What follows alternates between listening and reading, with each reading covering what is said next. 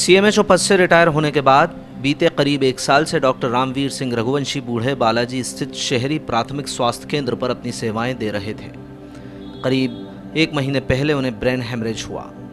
तुरंत उन्हें ग्वालियर ले जाया गया। 28 मई को उनके मस्तिष्क का ऑपरेशन हुआ। इस ऑपरेशन को अभी एक महीना भी नहीं बीता है और वो वापस अपने काम पर लौट आए। इतना ही नहीं, उन्होंने स्वास्थ्य विभाग और प्रशासन से बात कर फीवर केंद्र पर कोरोना सैंपल की व्यवस्था भी शुरू करा दी है। डॉक्टर रघुवंशी ने बताया कि civil surgeon doctor S K. Shrivastava से उनकी चर्चा हो चुकी है। सुबह 11 से दोपहर 1 बजे तक सैंपल लेने का काम किया जाएगा। इस दौरान वो खुद मौजूद रहेंगे। उन्होंने बताया कि वो सुबह 11 से 3 बजे तक फीवर सेंटर पर रुकते हैं। ऐसे में दोपहर 1 बजे के बाद भी अगर कोई संदिग्ध आता है तो उसे जिला अस्पताल भेजा जाएगा। डॉक्टर रघुवंशी ने बताया कि इस समय चल रहे मौसम की वजह से सर्दी, जुकाम और खांसी की समस्या आमतौर पर हो रही है। कोरोना में भी यही लक्षण रहते हैं, इसलिए आम समस्याओं को भी नज़रअंदाज न किया जाए। हालांकि इन लक्षणों के अलावा कोरोना संक्रमण में सूखी खांसी, सांस लेने में तकलीफ जैसे लक्षण भी आते हैं। साथ ही अगर आप बाहर से आए हैं या किसी संदिग्ध के साथ संपर्क में हैं तो खतरा और बढ़ जाता है। इन सभी के आधार पर ही सैंपल लेने का फैसला होता है। ये आपने सबसे अच्छी बात कही। मेरा अर्थ रिटायर होने के बाद भिन्न है। जैसे कि हम रिटायर भी हो गए, इसके बावजूद भी तो सरकार अगर हमको 72,000 रुपये महीने पेंशन देती है तो ये कई सारे कर्मचारियों की मूल वेतन से ही बहुत अधिक है।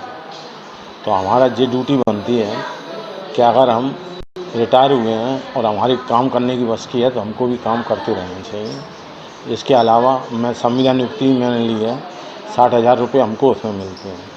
तो मेरी संविदा नियुक्ति नहीं भी होगी तो भी मैं जो मरीजों की सेवा है जितना हमसे बन सकता है उतना हम करेंगे।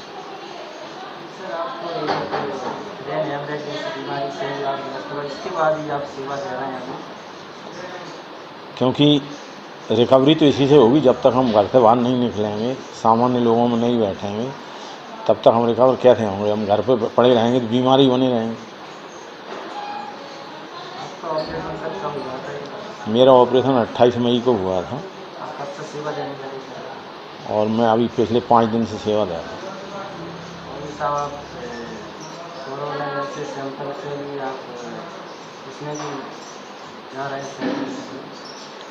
नहीं, असल में क्या है कि इस समय सरकार ने जो लागू किया है विभाग ने कि ज़्यादा से ज़्यादा लोगों के सैंपल लिए जाएं, तो हमारे यहाँ पर कई लोग तो ऐसे हैं जो हमारे साथी हैं, जो लोग कि प्रवासी मजदूरों में घूमते रहे या जिनको अभी गले की या वो तकलीफ़ें हैं, तो ऐसे लोगों को हमने सिविल सर्जन साहब से बात करके प्रतिदिन 11 बजे से लेकर 1 बजे के बीच में यहाँ पर हम सैंपल लेवाया करेंगे। तो वहाँ से टीम आ जाती है। आज पहला दिन था, आज 10 सैंपल हुए हैं। इससे निश्चित रूप से कोरोना के रोगियों की खोज करने में और वो कहाँ से कैसे फैलता है, उनके कॉन्टैक्ट को ट्रेस करने में हमको मदद मिलेगी।